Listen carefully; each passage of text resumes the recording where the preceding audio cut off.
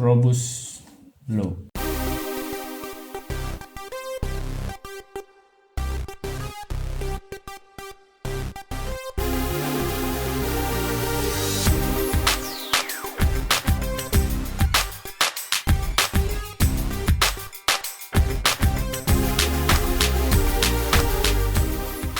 Halo teman-teman semua, ketemu lagi di JP Basket Channel. Untuk video kali ini kita bakal ngebahas performance review dari sepatu Adidas Probus Low ini. Sebelumnya buat yang belum nonton video kita yang bahas detail dan teknologi apa aja di sepatu ini, bisa klik link di atas ini. Dan buat kalian yang belum subscribe, boleh di subscribe lah biar kita nambah semangat buat video review-review ke depan. Oke, langsung kita lanjut untuk membahas performance review dari sepatu Adidas Probus Low ini. Yang pertama itu kita mulai dari segi traksi. Jadi kalau ngomongin traksi dari sepatu ini, menurut kita traksinya itu oke banget sih teman-teman, baik di lapangan indoor maupun di lapangan outdoor sekalipun. Gripnya emang baik banget sih, bekerja dengan baik, dan kita nggak ada tuh sampai ngerasain yang slip gitu. Terus rubber outsole dari sepatu ini itu tipe yang berdesit teman-teman. Jadi buat kalian para pecinta sepatu berdesit, boleh nih jadi salah satu pilihan. Nah, ada sedikit ralat nih. Kalau di video sebelumnya kan kita bilang pola traksi yang agak berjauhan ini nggak gampang angkat debu. Tapi ternyata setelah kita coba pakai beberapa kali, ternyata outsole dari sepatu ini tuh gampang banget ngangkat debu teman-teman. Jadi agak berkurang aja gitu traksinya, dan decitnya pun ikutan berkurang. Jadi buat kalian yang bakal pakai sepatu ini di lapangan yang berdebu, kita saranin sering-sering di wipe aja sih outsole-nya supaya traksinya kembali lagi kayak yang di awal. Kalau ngomongin durabilitas outsole, menurut kita rubber outsole dari sepatu ini setelah berapa kali kita pakai tetap oke-oke aja, nggak ada yang kekikis berlebihan kayak gitu. Jadi buat yang suka main di lapangan outdoor ini bakal awet lah traksinya. Terus kalau ngomongin heel to toe transition dari sepatu ini itu smooth banget sih teman-teman, karena kan di bagian depan dan bagian belakang ini lumayan rounded, dan ditambah lagi dengan bahan material upper yang lentur kayak gini, jadi bisa ngasih heel to toe transition yang smooth banget di sepatu ini. Itu aja sih kalau ngomongin traksi dari sepatu ini.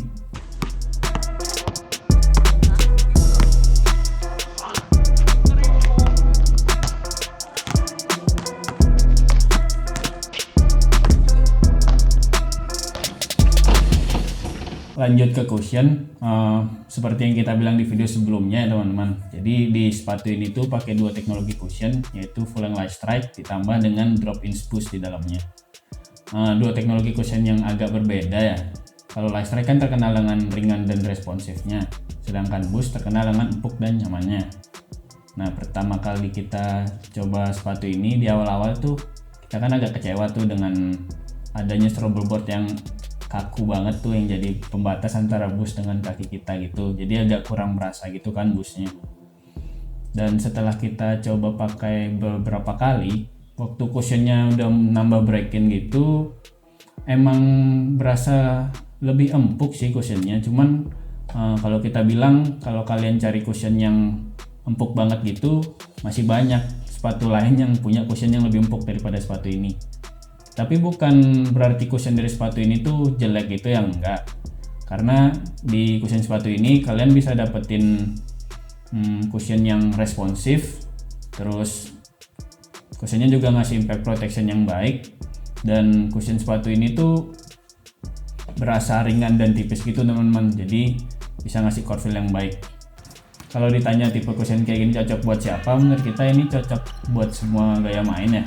Buat yang gaya mainnya kenceng gitu, ini cocok sih, karena kan cushionnya ringan dan ngasih core feel yang berasa low to the ground gitu.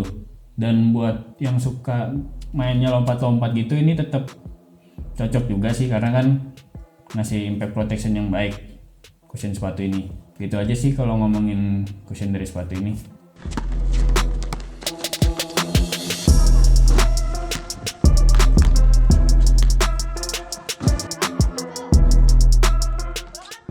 Lanjut ngomongin upper material, menurut kita material dari sepatu ini emang nyaman banget di kaki dan bisa nyesuaiin bentuk kaki kita sih teman-teman.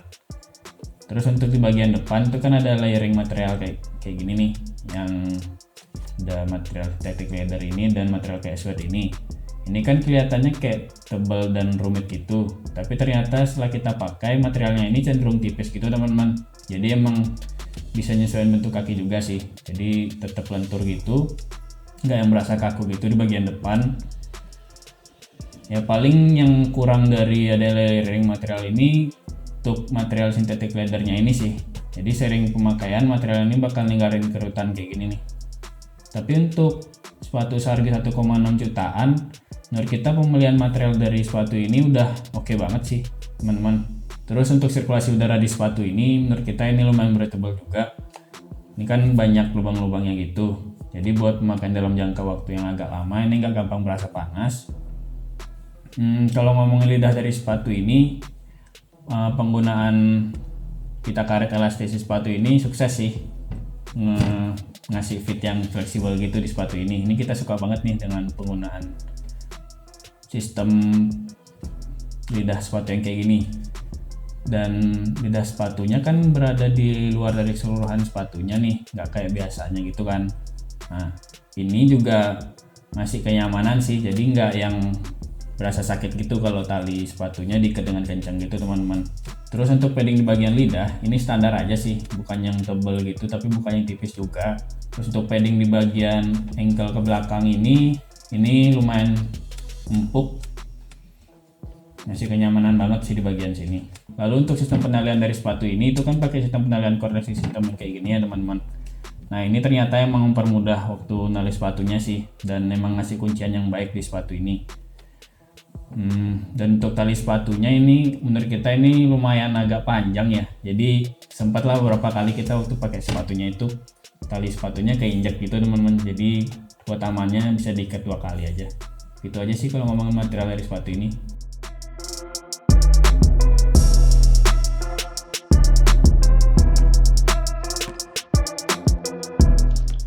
Ngomongin fit, menurut kita fit dari sepatu ini berasa pas banget sih di kaki teman-teman, terutama di bagian depan nih. Ini emang berasa kepegang banget, jadi berasa enak banget gitu. Dan untuk panjangnya itu bakal ada sedikit sisa di bagian depan, tapi menurut kita ini bukan yang nggak enak gitu sih, karena kita justru seneng nih kalau ada sisa sedikit bagian depan kayak gini. Jadi untuk saran size menurut kita ambil true size aja, karena fitnya emang berasa pas banget. Dan untuk tipe kaki lebar bisa ambil naik setengah atau 1 size ke atas, karena menurut kita material dari sepatu ini bukan yang mudah melar gitu sih. Gitu aja teman-teman.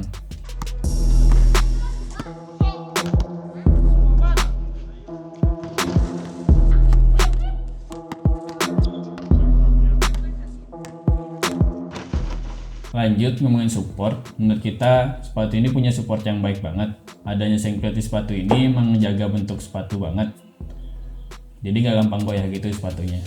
Terus di bagian outsole dan midsole ini kan agak melebar gitu ya teman-teman. Nah ini ngasih kestabilannya oke banget sih di sepatu ini.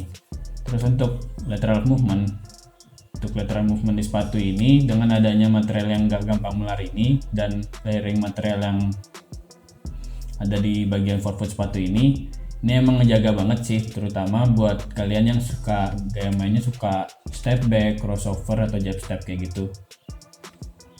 Dan untuk support di bagian belakang ini penggunaan heel counternya udah kokoh banget ya teman-teman, tingginya juga udah pas.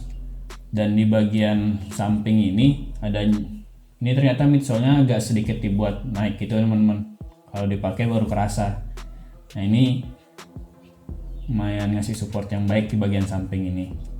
Jadi emang kalau pakai sepatu ini udah berasa stabil deh pokoknya. Nah karena sepatu ini potongannya low, jadi bakal agak berkurang tuh yang nahan di bagian ankle sini. Jadi buat kalian yang biasa pakai sepatu mid atau high, yang nggak biasa pakai sepatu low, mungkin bisa diakalin dengan pakai ankle support, atau mungkin bisa nyoba Pro Boost mid, yang kalau nggak salah itu sebenarnya sama aja kayak Pro Boost low ini, cuman di potongannya itu mid, kalau ini kan low gitu. Gitu aja sih kalau ngomongin support dari sepatu ini.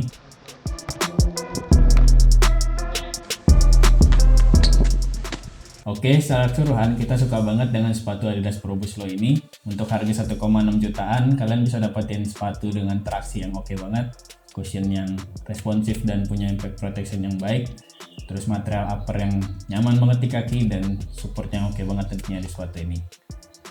Dan sepatu ini menurut kita tetap cocok untuk segala macam posisi ya teman-teman, baik kalian para guard yang mainnya kencang gitu atau para big man yang suka mainnya lompat-lompat, ini tetap cocok juga karena emang suportif banget sepatu ini. Karena sepatu ini warnanya putih kayak gini, mungkin emang nggak recommended buat make di lapangan outdoor yang berdebu gitu ya, karena bakal gampang kotor gitu sepatunya. Tapi untuk saat ini di Adidas Indonesia udah banyak colorway yang lain yang lebih menarik nantinya teman-teman. Worth it lah pokoknya sepatu ini, boleh banget buat kalian coba. Oke, segitu dulu kalau ngomongin performance review dari sepatu Adidas Pro Boost Low ini. Sebelum kita tutup, jangan lupa untuk like, subscribe, dan share video ini kalau kalian suka dengan video ini. Follow IG kita juga di KB Basket Channel. Semoga basketmu menyenangkan.